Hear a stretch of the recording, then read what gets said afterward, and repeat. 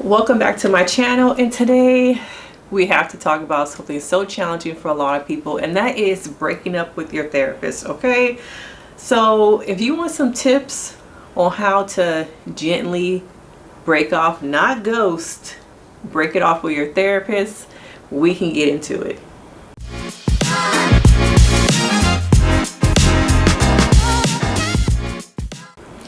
I'm Denise Brady. If you have not already, make sure you like, subscribe, hit that notification bell so you know when all my videos drop.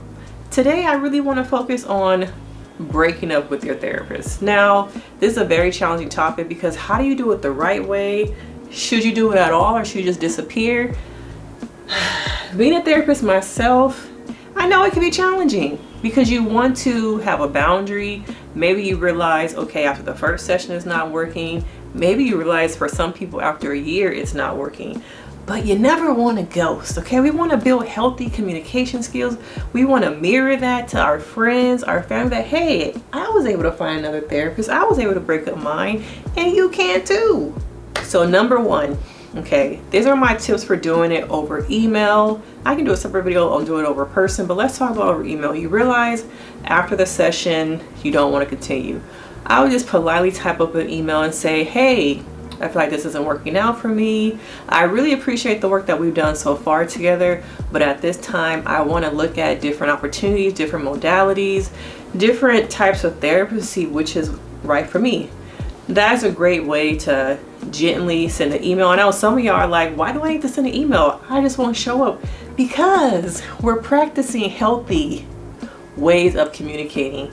You know that therapist might want to use that slot for somebody else. You don't want to wait till like the day before to cancel the appointment, just not show up, because that's a waste of space that could be used to help somebody else. So that was email. Okay. Now another way can be you come to the end of the session and they're like, hey, do you want to make another appointment? This one might be a little bit harder for people who are more people pleasers, but at the end of the session, you know what, at this time, it was great working with you, it was great meeting you, but I feel like I want to prioritize some different types of therapy, so I'm going to not make another appointment. I appreciate your time, it was great meeting with you today, but I don't want to move forward, or I'm choosing not to move forward. Now that one could be hard, okay, because you're face to face with somebody and you might feel like, damn, how am I going to gently tell this person that I ain't feeling it, okay? So that was one email, one in person. Another way could be, if your therapist uses some kind of calendar system, where I use Google Calendar, and when you get that calendar invite to confirm your appointment, you can hit no.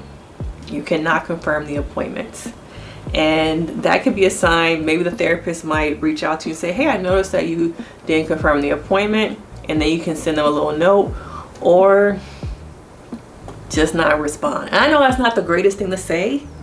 It's really not. But these are your three options, okay? I'm trying to teach you healthy ways, okay? But make sure that they're on the way you would like to do it, okay? Ghosting, don't ever ghost us now. Some therapists get caught up in their feelings about that. For me, it just feels like it could have been used for another client. I could have been writing notes. I can always be writing notes. I could have slept in the bed a little bit longer. I could have been with my kids if I hadn't known you weren't going to show up, okay? Breaking up with a therapist is hard. A lot of my clients have stayed with therapists for years because they were like, this is what I thought the best there was. I thought that even though I wasn't feeling it, I was getting something, and people are used to getting the bare minimum. So sometimes even from a therapist, they're like, I'm okay with getting the bare minimum, but you shouldn't, okay? You should want more. You deserve more. It's okay to go through a couple therapists. Sometimes you meet a therapist and you're like, oh, she's the one. Or you might have a couple therapists you go through before you find the person. But these are my tips. I hope they helped you out. How to break up with a therapist politely. But I know some of you are side-eyeing me saying like, I gotta do this. But make sure you like and subscribe. Let me know your thoughts. Have you ever had to break up with a therapist? Are you thinking about breaking up with a therapist? We can talk about it, and I will see you in the next video.